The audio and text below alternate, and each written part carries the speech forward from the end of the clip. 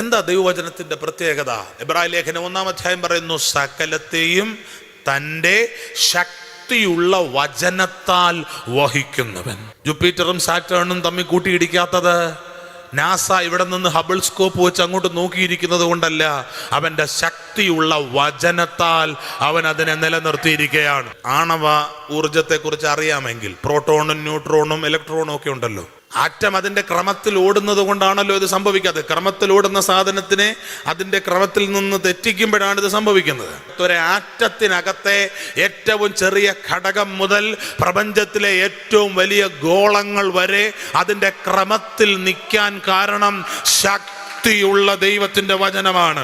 ആമേൻ. ആ വചനം നിന്റെ നാവിൽ എടുത്താൽ അതൊരു വലിയ ആയുധമായി തീരും.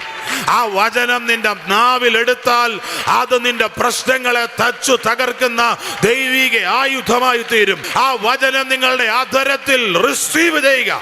വരിക എന്ന ശബ്ദത്തോട് പത്രോസ് പ്രതികരിച്ചപ്പോൾ, അവൻ കടലിന്റെ മീതെ നടന്നെങ്കിൽ, യേശുവിന്റെ വർത്തമാനത്തോട് രക്തസ്രവക്കാരി പ്രതികരിച്ചപ്പോൾ അവളുടെ പരവേശം മാറിയെങ്കിൽ, അവളുടെ വർഷങ്ങളുടെ രോഗബന്ധനം അഴിഞ്ഞെങ്കിൽ, ഹല്ലേലൂയ, വചനത്തോട് പ്രതികരിച്ചാട്ടെ.